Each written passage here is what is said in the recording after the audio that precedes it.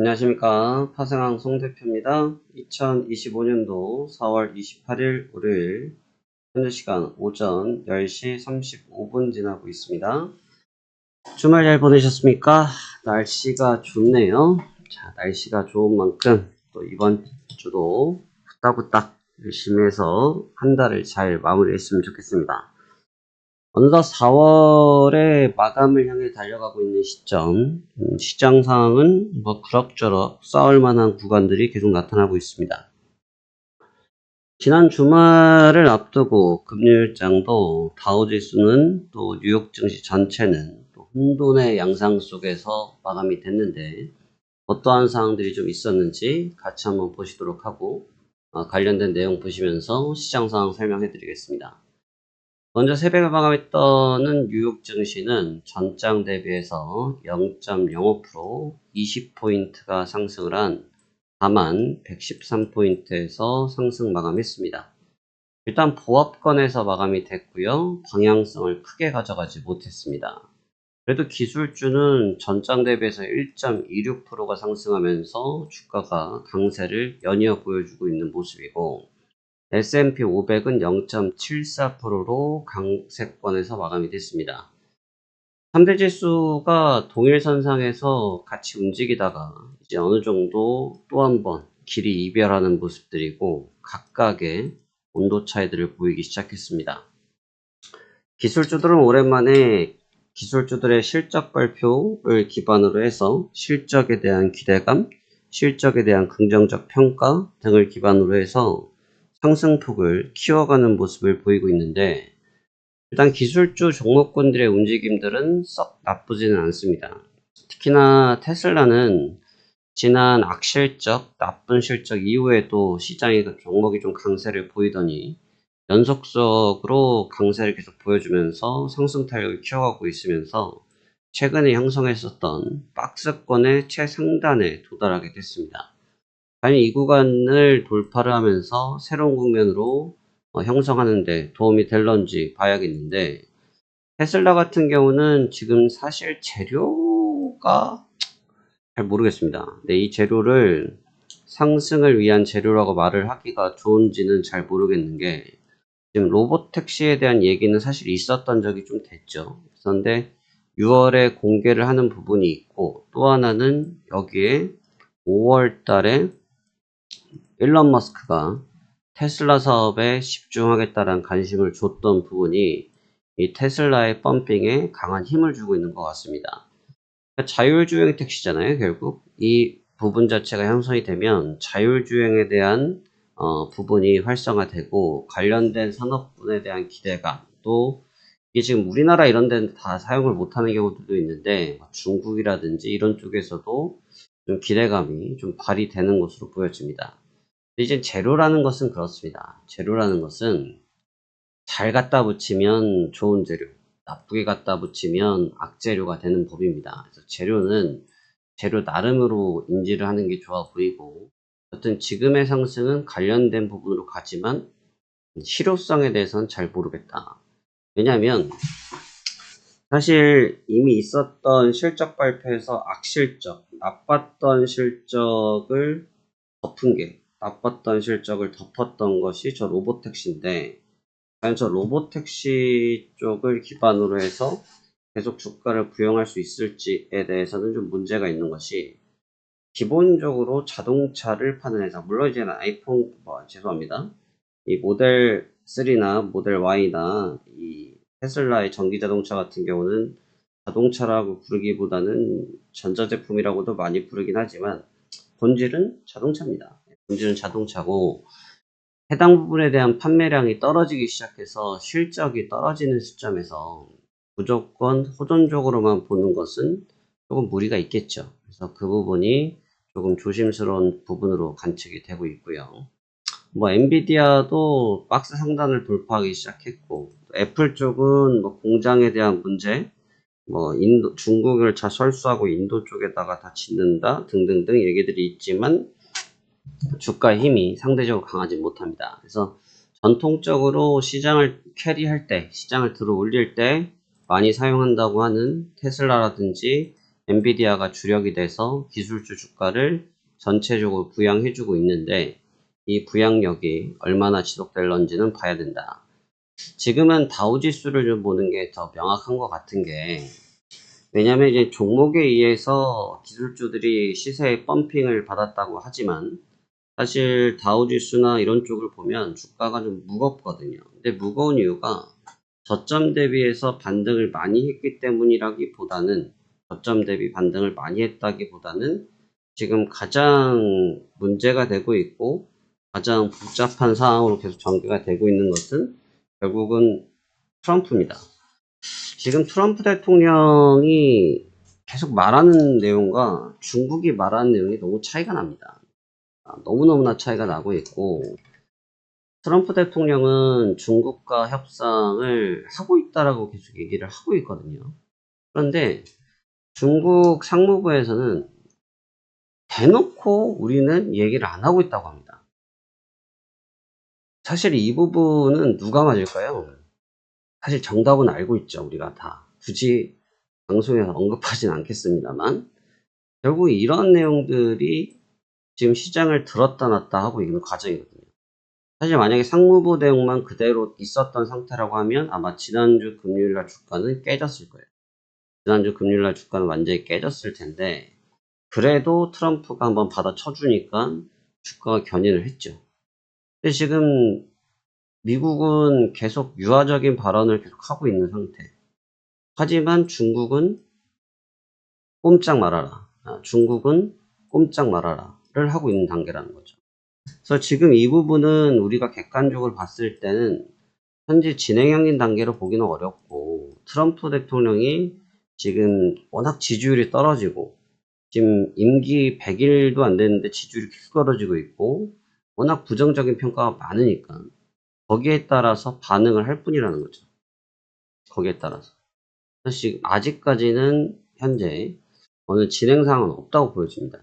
그러니까 다우지수 같은 경우가 오히려 중립적 가능성이 높고, 이런 중립적인 가능성이 있기 때문에 현재 주가가 강하게 들어 올려지고 있지만 그거를 다 보긴 어렵다. 특히나 이젠 전체적으로 기술주 섹터가 괜찮긴 했는데 그래도 가장 강력하다고 말하는 이 두 종목들로 인해서 주가를 부양하다 보니까, 자, 보시면 주가가 다우지수는 0.05인데 나스닥은 1.26이에요. S&P 0.74. 무슨 얘기냐면 저 종목군들이 없었다고 하면 나스닥은 올라오지도 못했어요. 그러니까 어떻게 보면 인위적이라는 표현이 좀 그렇지만 해당 종목군들로 주가를 강하게 펌핑, 드라이빙 걸어놓은 상태에서 가니까 얘들로 인해서 증시가 올라갔다는 착시 효과가 있는데, 내부적인 카드를 까보면 그 카드는 아직까지는 죽은 패다라는 거죠. 이 부분이 실제로 확인되기 전까지는 이러한 불확실성한 국면은 계속해서 이어질 수 있다. 저는 조심스럽게 생각이 되고, 그렇기 때문에 우리가 좀 방어적인 전략을 펼쳐야 되지 않을까라는 생각을 가지고 있습니다. 이 구간에서 너무 공격적으로 풀어가다 보면 오히려 시장의 흐름에 역행할 가능성도 있기 때문에 그 점을 조심하는 게 좋겠죠. 그래서 지금은 이제 단순히 미국만 봐서 될 문제는 아니고, 이건 이제 글로벌도 봐야 되고, 글로벌도 둘째고, 이제 우리나라 같이 보시면 됩니다. 우리나라를 좀 같이 보시면, 그래도 우리나라장이 최근에 가장 강해요. 가장 강합니다. 물론 이제 빠질 때도 우리나라가 죽도록 빠지긴 하는 맛이 있긴 하지만, 그래도 2500선을 회복하면서 강하긴 한데, 제가 이제 여러분들한테 설명드리고 싶은 부분이 이 부분이에요. 이 부분인데, 국내 선물로 같이 볼까요? 선을 좀 같이 볼게요. 왜 이 부분을 좀 같이 보셔야 되냐면, 지금 주가에 있어서 외국적인 측면을 구분하기가 좀 낫습니다. 이게 지금 캔들의 형태가 어때요? 점이죠. 점. 캔들의 형태가 점입니다. 이 점이라는 건 뭘 말합니까? 자, 이렇게 같이 보시면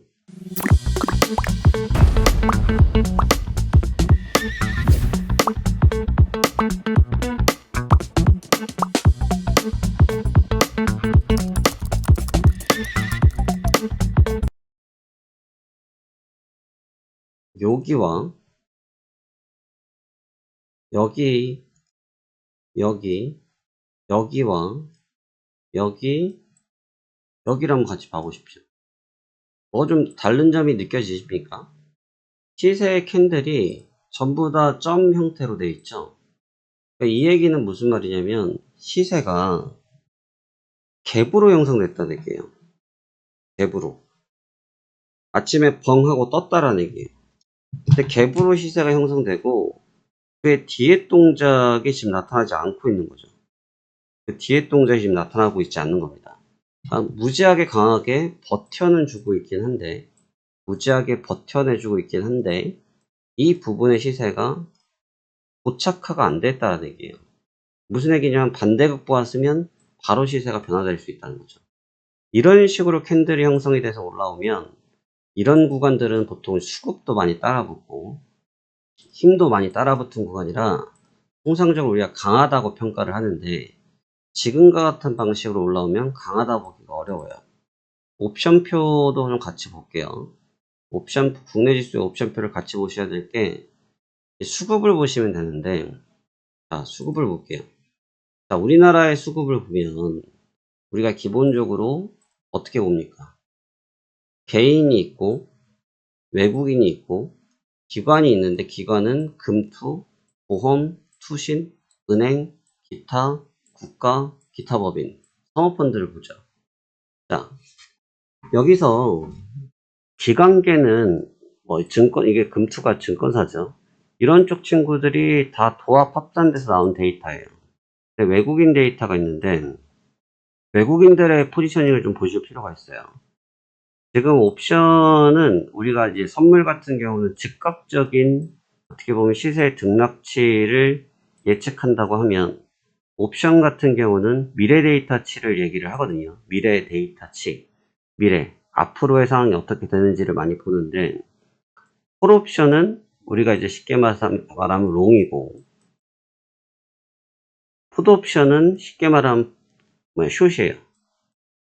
숏인데 지금 콜옵션 337이 종합주가지수가 2553이고 풋옵션 337.5가 253이에요. 똑같은 자리에 있는데 소수점 차이가 조금씩 있지만 지금 보면 양쪽의 가격, 이게 현재 가격이 4.28, 4.25예요. 거의 동등한 가격을 가지고 있죠. 그러니까 주가가 지금 방금 보여드렸던 것처럼 위쪽으로 치솟고 뻗어 오르고 있는 상태인데 상승이잖아요. 지금 종합주가지수가 플러스란 말이에요. 상승이죠. 근데 상승인 상태인데 양쪽의 옵션의 시세를 보시면 어때요? 다 마이너스죠. 다 마이너스죠. 그러니까 지금 메이저들이라고 하는 사람들은 외국인이나 기관을 얘기합니다. 개인들을 보통 메이저라고 하진 않죠. 개인들은 좀 자금을 많이 운영하시는 분들은 큰 손이라고 표현을 하거나 개미라고 하는 큰 개미라 하는데 지금 여기서 봤을 때 양옵션의 가격치가 도합 가격이 계속 떨어지고 있어요. 그러니까 주가도 방금 말씀드린 것처럼 점으로 시세가 형성되고 있죠. 이거는 주가를 현재 위치의 주가를 100% 인정하지 않기 때문에요. 이 옵션으로만 봐도 나타납니다. 제가 왜 이 부분을 같이 보여드리냐면 최근에 선물의 움직임들이 국내장에 영향을 많이 같이 가요. 지금 보시고 얘를 보시고 나스닥 지수를 같이 보시면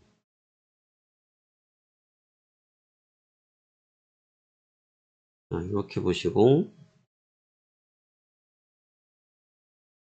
요 흐름이랑 요 흐름이 같이 닮아가는 경향이 있습니다. 원래 이제 보통 이제 우리나라장이 나스닥을 좀 추종을 하거나 국내장이 나스닥을 좀 따라붙는 경향을 좀 많이 보이는데 요즘은 반대로 좀 국장에 따라서 많이 움직여요. 지금도 양봉 돌려주니까 같이 양봉으로 돌아서려고 하는 모습을 보이는 게 보이죠.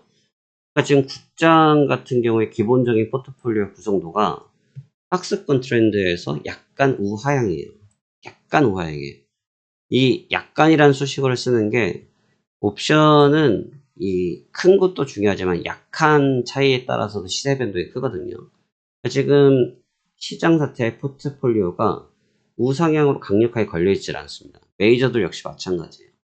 그러니까 지금 외국인들은 최근에 거래소에서 주식을 너무 안 샀어요. 우리나라 외국인들은.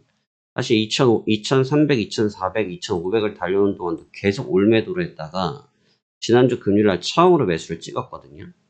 근데 이제 그럼에도 불구하고 선물 쪽은 지수 선물이죠. 지수 선물은 그래도 매수포를 잡으면서 상방 쪽을 체크업 해주고 있는 관계인데 왜냐하면 현물은 한 번 사면 팔기가 쉽지가 않아요. 여기서 이 간혹 이제 혹자들은 이런 얘기를 하는 게 뭔 말 같지도 않은 소리라냐. 야, 내가 주식을 사면 그냥 시장가로 알면 바로 팔리는 데라고 하시는 경우가 있는데 그거는 지극히 개인적인 생각이고 지극히 개미적인 생각이고 여기서 움직이는 자금들이 보시면 기본적으로 딱 단가만 보셔도 6천억, 5천억, 1천억이잖아요.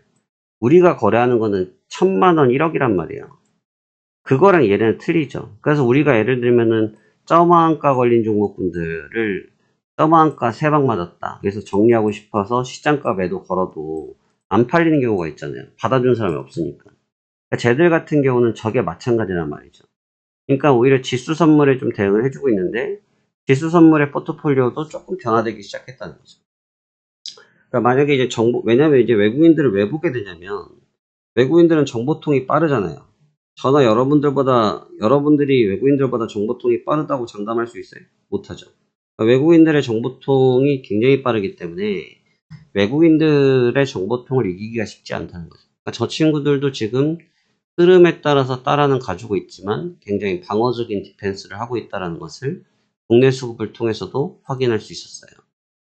지금 이 기술주를 기반으로 해서 주가를 레인지를 걸어주고 있긴 한데 그 부분을 100% 동의해 주기에는 좀 어려움이 있고 중국 쪽도 주가 흐름이 좀 멈추기 시작했고 니케이 쪽도 버티고는 있지만 역시 마찬가지로 시세가 우리와 마찬가지로 점이에요. 그러니까 점이라는 얘기는 장중에가 아니고 장 이전에 발생됐던 단발적 뉴스 내용들로 시세가 뻥 하고 튀어오르는 현상들을 보여주고 있지만 거기에 대해서 진실성에 대해서는 다소 고민스러워하는 눈치가 보이더라 라는 점을 우리가 확인할 수 있었습니다.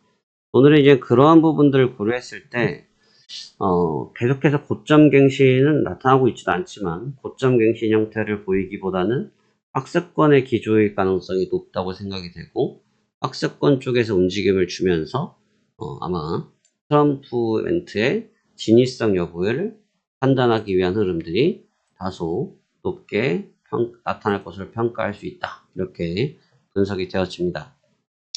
저도 최근에는 이제 주간에는 국내 선물을 좀 많이 보고 있고요. 국내 선물 흐름이 워낙 동조력이 좋아서 국내 선물 움직임을 많이 보고 있는데 제가 이제 많이 보는 이유는 방금 말씀드린 것처럼 지금 트럼프가 이제 가장 어렵게 하는 이유 중에 하나는 뭐냐면 일단 첫 번째로는 잘 아시겠지만 트럼프는 정시에 절대 나오지 않습니다. 트럼프는 정시에 어떠한 내용을 하겠다고 해도 나오질 않아요.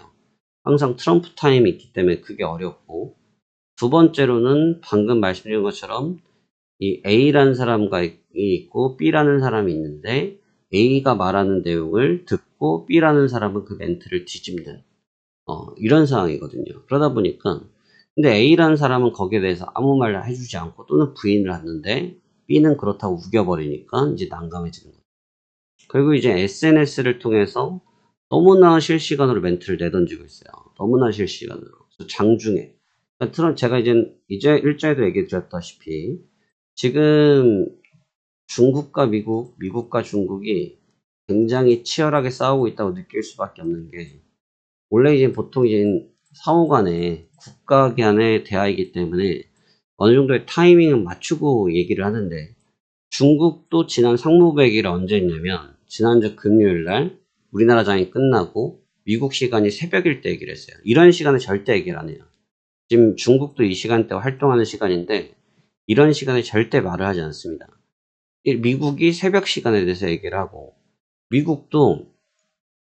미국이라 말하기는 좀 그렇지만 트럼프도 새벽 시간에 아시아 새벽 시간에 2-3시에 뻘쭉한 말이에요.